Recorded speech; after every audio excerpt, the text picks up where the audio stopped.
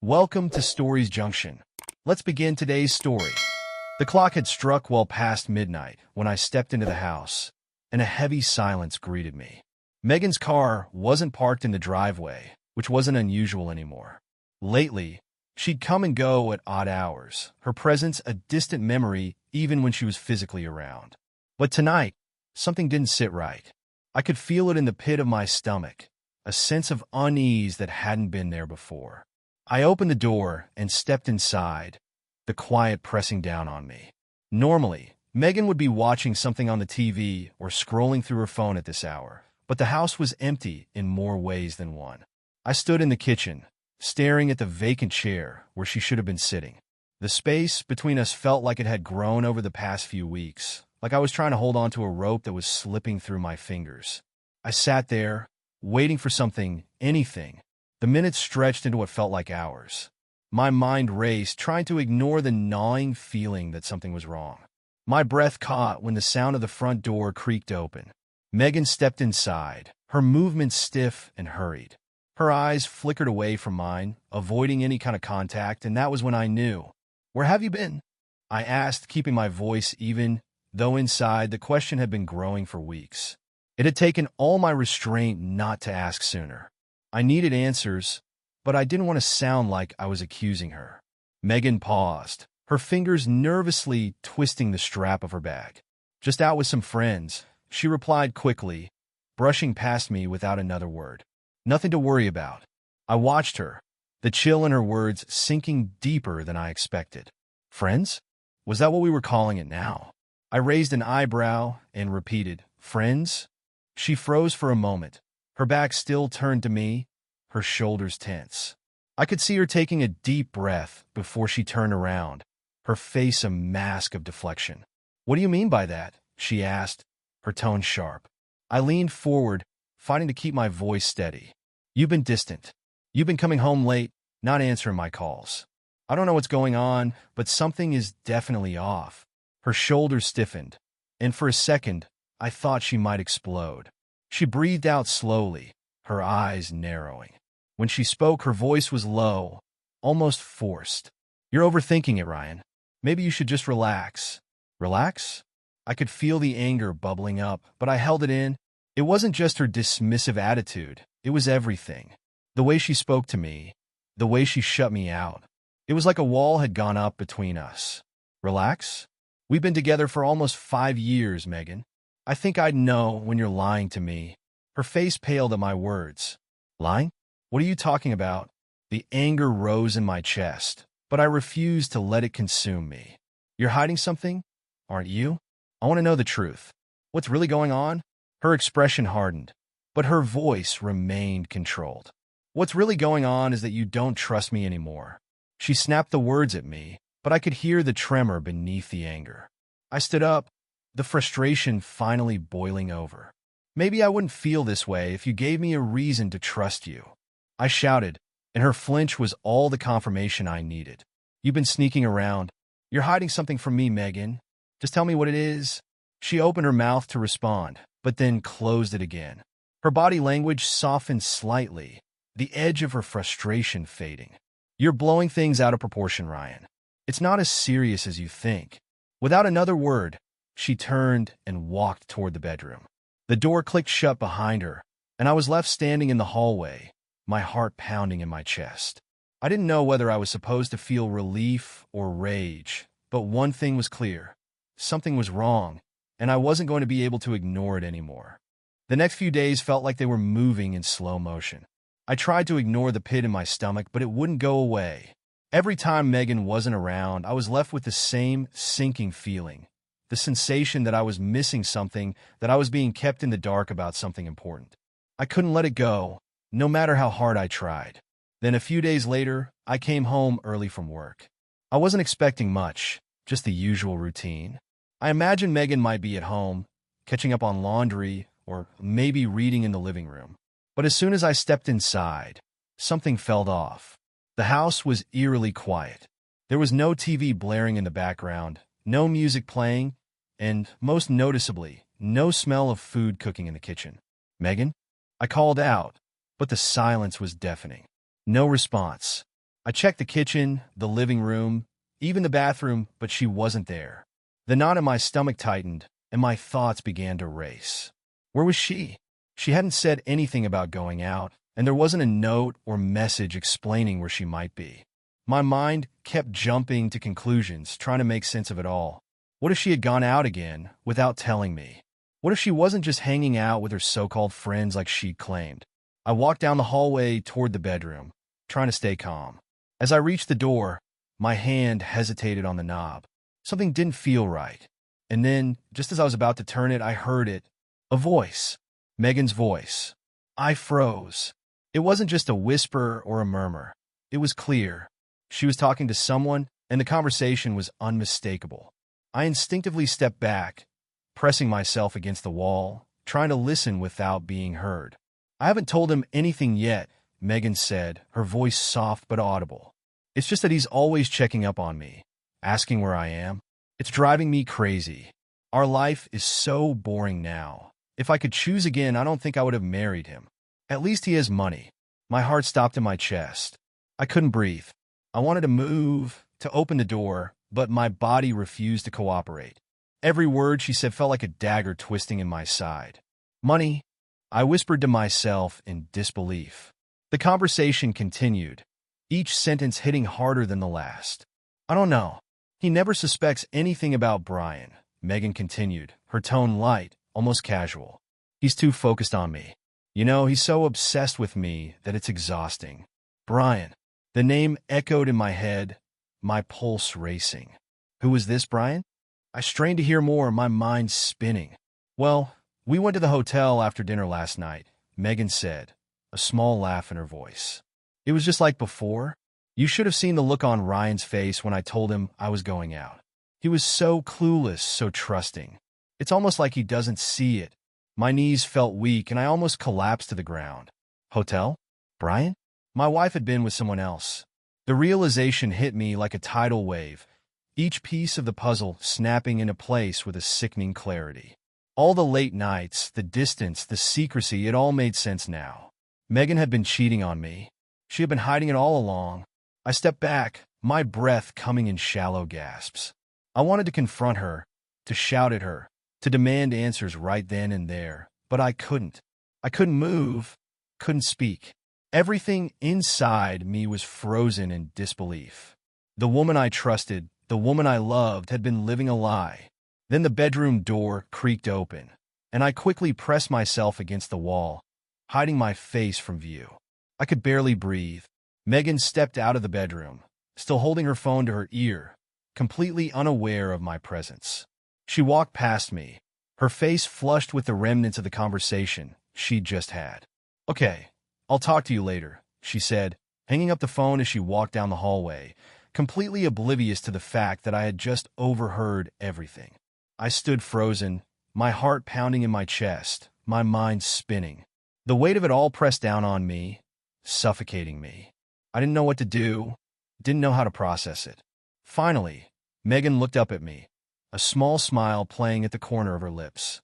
Hey, Ryan, she said casually. I didn't hear you come in. How was your day?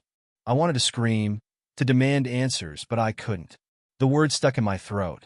I couldn't look at her anymore. The house, the life we built, everything felt suffocating now. I had to get away from her, from the lies, from everything. I took a deep breath, forcing my voice to remain steady. It was fine, I muttered, my words feeling like a lie. Just tired. Without another word, I turned and walked toward the bedroom, my steps slow, deliberate. I couldn't stay in that house, couldn't stay with her. Everything felt like it was collapsing around me, and I needed to get out. I needed space to think, to process. Megan. I heard her call out after me, but I didn't stop. I couldn't. The truth was right in front of me now, and as much as I didn't want to face it, I knew I had to. The next few days passed like a blur. I tried to maintain some semblance of normalcy, but it felt impossible. Every corner of the house reminded me of what I had overheard. Her voice, her words, the betrayal. It was all consuming. I kept thinking back to that moment, to the hotel, to Brian. There was no denying it anymore. She had made her choice, and now I had to make mine. Megan kept calling. The first few times I didn't answer. I couldn't. The thought of hearing her voice again, especially after everything, made my stomach turn. But she didn't stop. The calls became more frequent, the messages more desperate. At first, they were full of apologies, her telling me she loved me and didn't mean what she had said. She begged me to come home, to talk things through. I didn't respond. Then the tone shifted. Her messages grew angry, accusing me of overreacting, of making a bigger deal out of things than they were. She insisted that Brian meant nothing, that I was reading into it all wrong. It felt like a game to her, like she thought I'd just forgive her, like I'd forget what I had heard.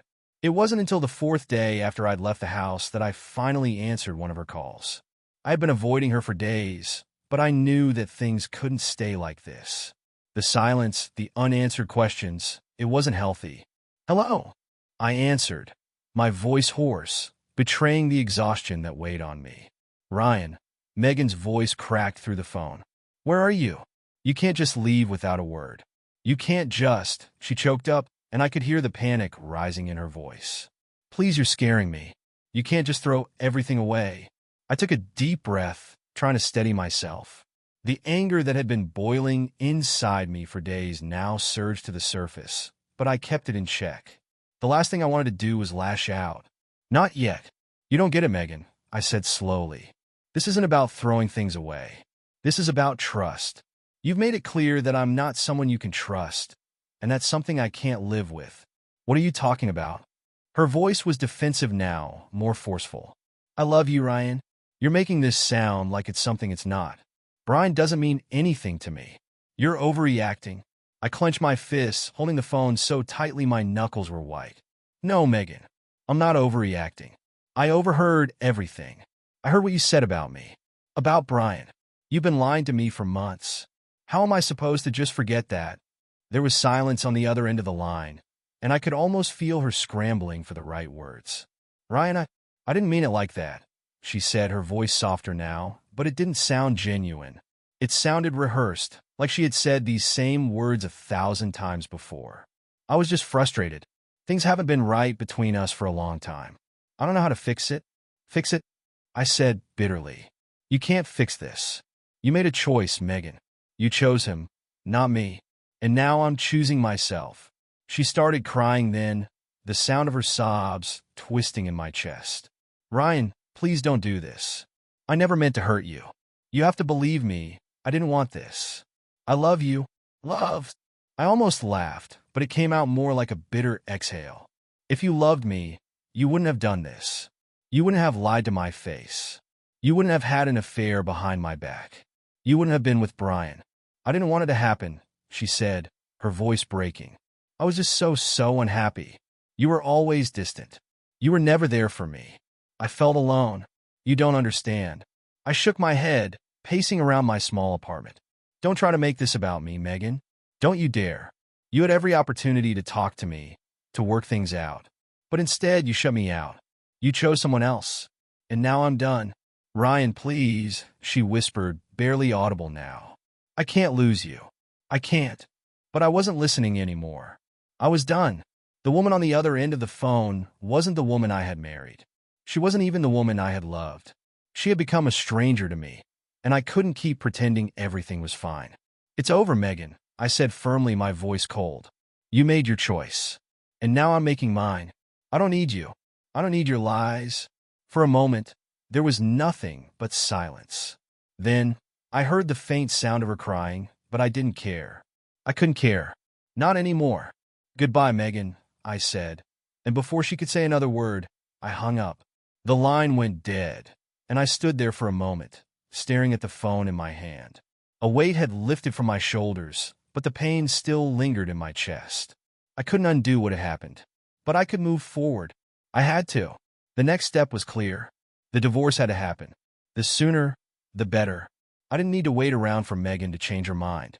I didn't need to wait for her to beg for my forgiveness. The truth was out, and it was time to take action. I immediately called my lawyer, ready to move things forward. The anger had dulled, but the resolve had never been stronger. I wasn't going to let Megan's betrayal define me. I was going to take control of my life again. "Let's do this," I said to the lawyer when they picked up the phone. And with that, the process began. It didn't take long for things to start moving once the divorce papers were in motion. The lawyer assured me that it would be a relatively straightforward process, considering the circumstances. But nothing felt straightforward. Every step forward felt like a battle, and every moment felt like a reminder of the life I was leaving behind. Megan's calls didn't stop. At first, they came in waves, short, frantic bursts, with her voice pleading for answers. She begged me to reconsider, to come back. But I wasn't going back. I couldn't. I had to keep reminding myself of why I was doing this. Because no matter how much pain I was feeling now, staying in that toxic relationship would only make it worse in the long run. The house, the home we had built together, was now up for sale. Megan fought hard for it, claiming that it held all our memories. She argued that it was a place where we had once been happy. But that wasn't the case anymore. Not for me. Not after everything that had happened. I could hear the desperation in her voice when she called, demanding to know what was going to happen with the house. She wanted to keep it, but my lawyer was clear. The house was marital property, and neither of us could simply take it. It had to be divided. If Megan wanted to keep it, she would have to buy me out. It wasn't like she could afford to do that. Her job, if you could even call it that, was barely enough to keep her afloat. There was no way she could afford to buy me out, not without going into massive debt. And yet she still insisted. I could hear the bitterness in her tone every time she spoke about it, like she was entitled to it just because we had lived there for a few years. But the truth was it was just a house. It didn't matter. Nothing mattered anymore except moving on. The house was eventually sold. The proceeds were split equally, and Megan's dreams of keeping it vanished. I wasn't happy about it either. It was a reminder of everything we had once had, everything that had crumbled. But it was just a house. I had to remind myself of that constantly. I moved into a small apartment, one I could afford without the weight of a mortgage hanging over me. It wasn't much, but it was mine. It felt like a fresh start, a chance to reclaim the parts of myself that had been buried in that relationship. But Megan didn't stop. She didn't stop calling, didn't stop texting. The messages came relentlessly. She accused me of being heartless, of being cold, of not understanding her. She tried to guilt-trip me, telling me how hard everything was for her, how she didn't know how to cope without me. I knew better than to fall for it. She had already shown me who she really was, the woman who had lied to my face, who had betrayed me with someone else. All her apologies, all her pleading meant nothing. I couldn't forget what I had heard, and I couldn't go back. The hardest part was the silence after the house was gone. After the divorce papers had been served, after all the shouting and crying had stopped, the house felt so empty. But it wasn't the emptiness of loneliness. It was the emptiness of release, of finality. But still, Megan didn't give up. Her calls continued. She left voicemails, sending texts at all hours of the day. Some were angry, some were sad, some were begging for forgiveness. But none of them affected me. None of them made me doubt my decision. Then, on the 6th day after I had left, I got the call that I had been dreading. The lawyer's office had called to inform me that Megan had received the divorce papers. And now, she was in full panic mode. I didn't know what to expect when I answered her call. I hadn't spoken to her in days, and at that point, I didn't even know how to feel about it. Part of me wanted to just ignore it all and keep moving forward. But another part of me knew that there were still things left unsaid. There were still pieces of this chapter that needed to be closed. Ryan, Megan's voice crackled through the phone. What is this? What's happening? You can't just do this to me.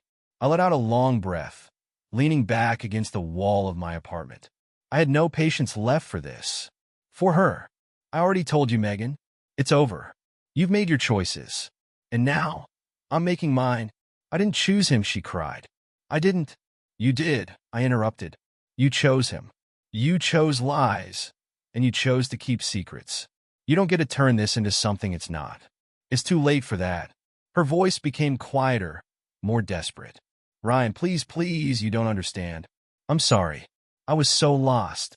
I didn't know what I was doing. I let her talk. I let her say the words that she had said so many times before. The apologies, the excuses. But this time, I couldn't feel sorry for her. I couldn't take the guilt she was trying to throw onto me. She had made her bed. and now she had a lie in it. Enough, I said, my voice firm. There's nothing more to say. I can't fix this. I'm done. She broke down completely then. The sobs were so loud I could hear them through the phone, but I didn't react. I didn't feel sorry for her anymore. I had heard it all before. I never wanted to hurt you, she sobbed. You did, I said. You hurt me. And now it's over. I hung up the phone before she could respond. And that was it. No more calls. No more texts. No more arguments or pleas for forgiveness. I had done everything I could to make this work. And now I was done. As the days passed, I felt a strange peace settling over me. It wasn't easy. Nothing about this was easy, but it was necessary. It was the only way forward. Now it was just me. No lies, no secrets. Just the empty apartment and the promise of a new beginning. I was free, even if it didn't feel like it yet. But I knew one thing for sure. This time, I was choosing myself. And for the first time in a long while, that felt like enough. The silence in my apartment became a companion. One that at first felt heavy, like a weight pressing on my chest. But over time, it grew comfortable. I spent days lost in my thoughts, trying to piece together the fragments of my life before and after everything had shattered. I felt like I was learning how to live again, but this time, it was on my terms. The first few weeks after the divorce were the hardest. There were moments when I would catch myself thinking about Megan, wondering if she was okay, if she was moving on. But then, I'd remember everything she had done, and that pang of guilt would fade away. I couldn't let her keep a hold on me, not after everything. The truth was, I wasn't responsible for her happiness, and I wasn't going to let her wreck mine anymore. I started seeing a therapist, something I never thought I'd need, but it helped. I began to understand the parts of myself that had been buried under years of doubt, under Megan's influence. I realized that I had lost who I was in the process of trying to fix something that wasn't meant to be fixed. And through the therapy, I started to find pieces of the person I had once been before everything got complicated. Work became my distraction. I threw myself into it, diving into projects, staying late at the office, and focusing on anything but what was happening at home. It felt good to be busy, to feel needed, even if it was just by my colleagues and the endless to-do lists. I started picking up hobbies I had abandoned years ago, running in the mornings, cooking meals I enjoyed, and reading books that had always piqued my interest but I had never made time for. But the hardest thing was the loneliness. There were nights when the quiet would wrap around me like a cold blanket. I missed the idea of companionship, the simple act of sharing a meal with someone, of coming home to a familiar face. But I knew that in my heart, I wasn't ready for any of that yet. I couldn't let someone else in when I hadn't even begun to fully heal. Megan's call stopped. Her text stopped. After the divorce was finalized, she faded into the background of my life, just another ghost from a past I was trying to leave behind. I didn't hear from her for months, until one day, out of the blue, I got a text. "Can we talk?" it said. I stared at the screen, my thumb hovering over the keyboard. The anger I'd felt before had dulled, but the bitterness was still there. I knew I shouldn't respond. I knew that there was nothing left to say between us. But still, I found myself typing a reply. "What do you want to talk about?" Her message came almost instantly. "I just want to apologize, Ryan. I've had time to think, and I've realized how much I hurt you. I didn't handle things right, and I regret everything." I read her words, the same apology she had given 1,000 times before. But now, it felt different. It felt empty. I sat there, my fingers pressing against the screen, and for a moment, I felt an overwhelming sense of calm. I wasn't angry anymore. I wasn't hurt anymore. I was just done. I had nothing left to give, nothing left to feel. No more apologies, Megan. It's over. I've moved on. There was a pause before she replied, her words slower, more measured this time. "I know. I just wanted you to know that I'm sorry. I hope you're happy." I didn't respond. There was nothing left to say. The chapter was closed, and I was ready to turn the page. The truth was I had already moved on. I had rebuilt my life, piece by piece, in a way that worked for me. I had stopped looking back, stopped wondering about what might have been. I knew the path ahead wouldn't always be easy, but it was mine to walk. And for the first time in a long while, I felt a sense of peace in my heart. That evening, I went for a run. The streets were quiet, the world around me calm. The cool air hit my face, and I felt the rhythm of my feet against the pavement. As I ran, I thought about the future, about all the things I could do, the life I could create without the weight of the past holding me back. When I returned to my apartment, I took a deep breath and smiled to myself. For the first time in months, I felt free.